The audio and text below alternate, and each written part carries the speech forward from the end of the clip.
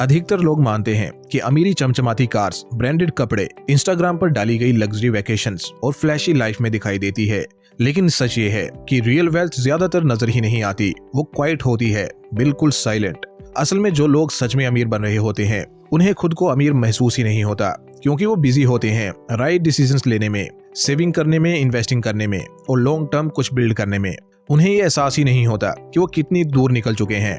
आज मैं आपको दिखाने वाला हूँ 8 ऐसे सटल साइंस जो बताते हैं कि आप सीक्रेटली रिच बन रहे हैं, भले ही अभी आपको ऐसा फील ना हो। क्योंकि सच्चाई ये है, जो लोग सच में वेल्दी बनते हैं वो तब तक वेट नहीं करते जब तक उन्हें अमीर फील हो। वो पहले एक्शंस लेते हैं और पैसा बाद में फॉलो करता है।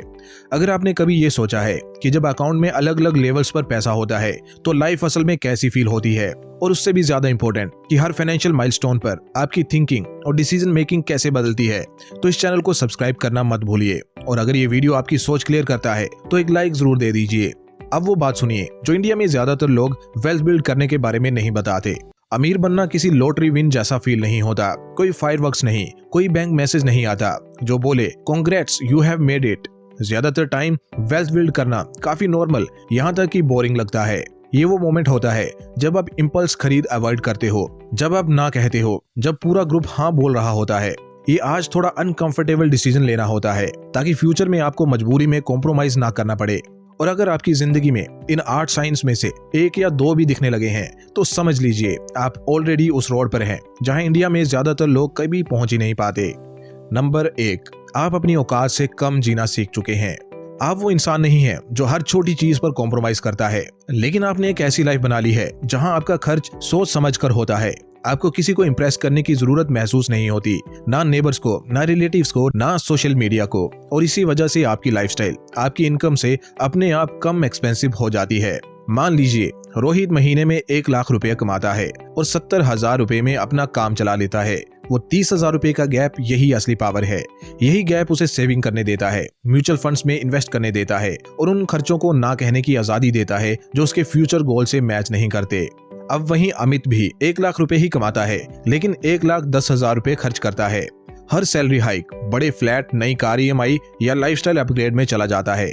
वो बाहर से सक्सेसफुल लगता है लेकिन अंदर से हमेशा टाइट महसूस करता है।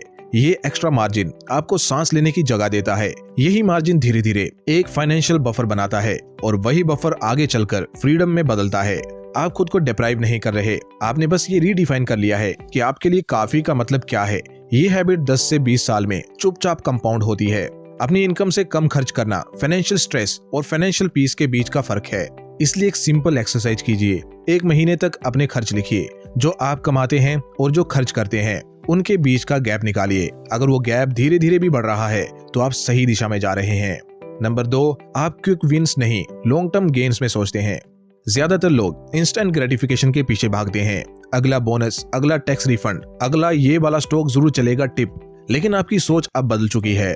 आप अब शॉर्ट टर्म एक्साइटमेंट के बजाय लॉन्ग टर्म गेम खेल रहे हैं, जहां पेशेंस, कंसिस्टेंसी और डिसिप्लिन विन करती है। आप दिनों या महीनों में नहीं, सालों और दशकों में सोचते हैं। आप ओवरनाइट सक्सेस से ज्यादा कंपाउंड ग्रोथ की वैल्यू समझते हैं। मान लीजिए रोहित हर महीने 10,000 रुपए इंडेक्स म्यूचुअल फंड्स में इन्वेस्ट करता है। वो रोज पोर्टफोलियो नहीं देखता, 6 महीने तक भी नहीं। जब मार्केट 15% गिरती है वो पैनिक नहीं करता, इन्वेस्टमेंट चालू रहता है। 20 साल में 24 लाख रुपए की इन्वेस्टमेंट लगभग 70 लाख रुपए की वेल्थ बन जाती है।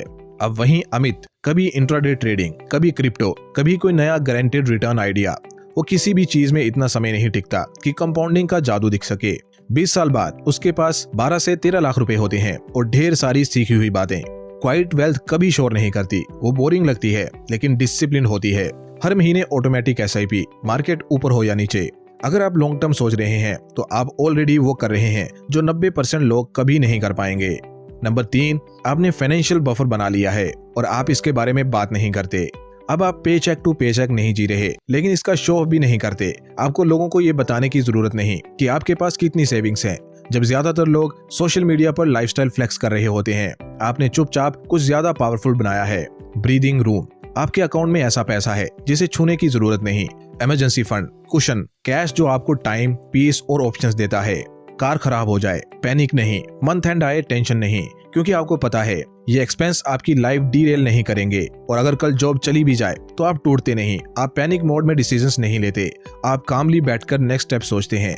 मान लीजिए रोहित के पास सेविंग्स में 4 से 5 लाख रुपए हैं, लैपटॉप खराब होता है तो वो EMI ऑप्शन सर्च नहीं करता और ना ही क्रेडिट कार्ड लिमिट देखता है, वो डायरेक्ट नया ले लेता है और लाइफ नॉर्मली चलती रहती है।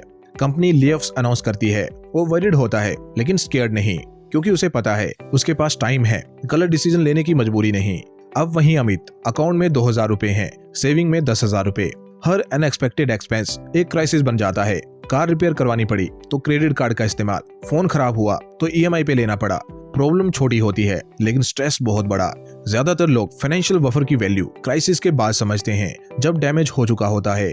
अगर आपके पास 3 से 6 महीने का खर्च सेव है तो आप ऑलरेडी भीड़ से काफी आगे हैं, भले ही आपको ऐसा महसूस ना हो। नंबर 4, आप ज्यादा कमा रहे हैं बिना ज्यादा खर्च करने की इच्छा के। क्वाइटली रिच होने पर एक इंटरेस्टिंग चीज होती है, इनकम बढ़ती है लेकिन लाइफस्टाइल लगभग वही रहता है। आपको रेज मिली, प्रमोशन हुआ, सैलरी 15 से 20% बढ़ गई, फिर भी ना तुरंत नई कार, ना बड़ा फ्लैट, ना अननेसेसरी अपग्रेड। इसे कहते हैं लाइफस्टाइल इन्फ्लेशन इम्यूनिटी। ज्यादातर लोग यही गलती करते हैं, इनकम बढ़ते ही खर्च ऑटोमेटिकली बढ़ा लेते हैं। रोहित 28 साल की उम्र में 50,000 रुपए प्रति महीना कमाता था और 35,000 में आराम से रहता था। 32 में सैलरी 80,000 रुपए हुई, लेकिन खर्च सिर्फ 40,000 रुपए। बाकी पैसा इन्वेस्टमेंट में चला गया। No noise no drama. 40 तक उसकी 70 से 80 लाख की वेल्थ बन गई। अब अमित, इनकम उसकी भी बढ़ी, लेकिन रेंट, EMI, शॉपिंग एक्सपेंसेस सब साथ साथ बढ़ गए। लाइफस्टाइल बेटर दिखी लेकिन फाइनेंशियल पोजीशन नहीं। 40 तक थोड़ी बचत, ज्यादा स्ट्रेस और फ्यूचर को लेकर कंफ्यूजन।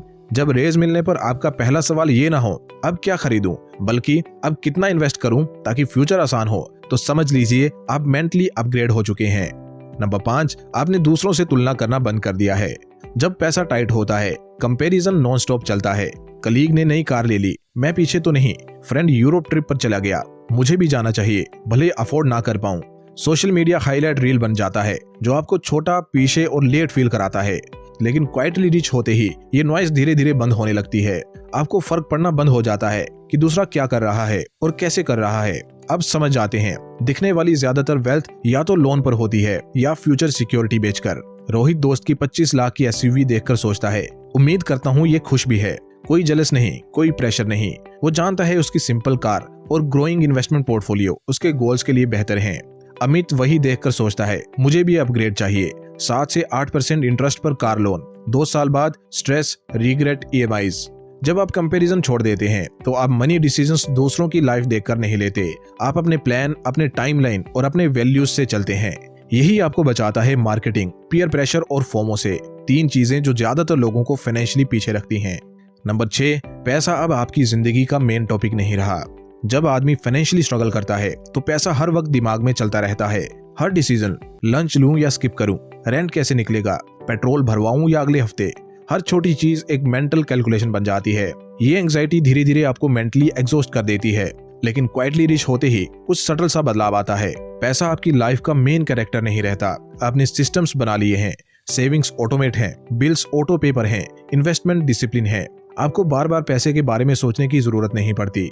रोहित अब क्रेडिट कार्ड रिवॉर्ड्स पर ऑब्सेस नहीं करता। उसके फाइनेंसेस ऑटो पायलट पर चलते हैं। ऑटोमेटिक SIPs, डाइवर्सिफाइड पोर्टफोलियो, साल में एक बार रिबैलेंस बस। अब उसकी मेंटल एनर्जी बड़े सवालों के लिए फ्री है। मैं फैमिली के साथ ज्यादा टाइम कैसे बिताऊं, कौन सा प्रोजेक्ट मुझे एक्साइट करता है, मैं लॉन्ग टर्म क्या बिल्ड करना चाहता हूँ। अब वहीं अमित, वो अभी भी पैसे की बात ही करता रहता है। Next deal, next side hustle, next shortcut. लेकिन क्योंकि कोई सिस्टम नहीं है, हर चीज उसे मैन्युअली संभालनी पड़ती है। वो पैसा मैनेज करने में इतना थक जाता है कि पैसा ग्रो ही नहीं कर पाता। फाइनेंशियल सर्वाइवल मोड से फाइनेंशियल बैकग्राउंड तक का ये सफर क्लियर साइन है कि आप लेवल अप कर चुके हैं। रियल वेल्थ क्वाइट होती है, कभी कभी बोरिंग भी, लेकिन बोरिंग मनी अक्सर एक्साइटिंग लाइफ बनाती है।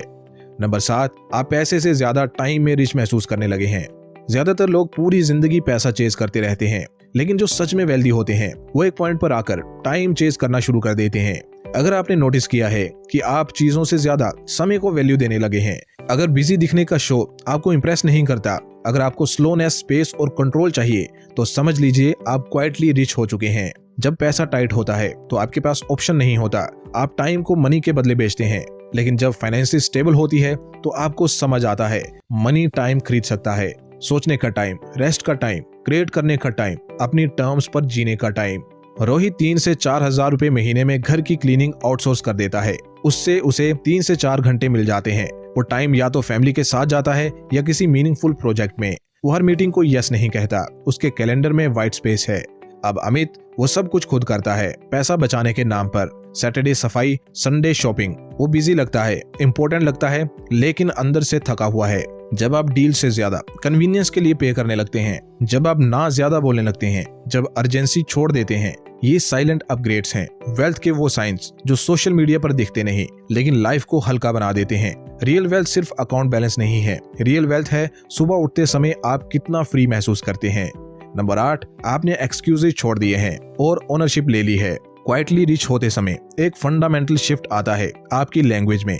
आप मैं अफोर्ड नहीं कर सकता कहना बंद कर देते हैं। आप कहते हैं ये अभी मेरी प्रायोरिटी नहीं है।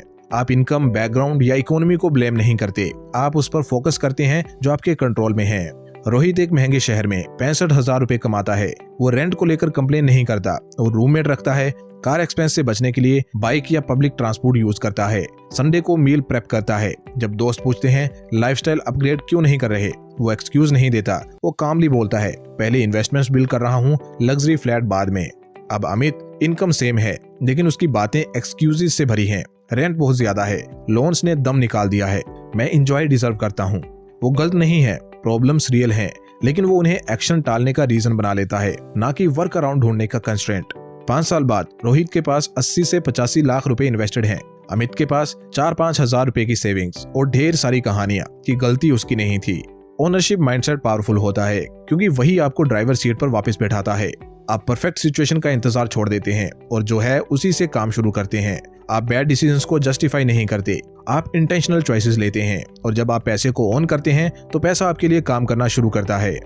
दोस्तों, अगर आपने इन 8 साइंस में से सिर्फ 1-2 भी अपनी लाइफ में देखे हैं तो आप ऑलरेडी उस रास्ते पर हैं जहां ज्यादातर लोग कभी पहुंच नहीं पाते। आप सिर्फ सरवाइव नहीं कर रहे, आप क्वाइटली कुछ ऐसा बिल्ड कर रहे हैं जो छीना नहीं जा सकता, ना रिसेशन से, ना जॉब लॉस से, ना डाउट से। तो चलते रहिए, क्योंकि अगर अभी रिच फील नहीं हो रहा तो शायद आप हो रहे हैं, बस क्वाइटली। और एग्जैक्टली यही सही तरीका है।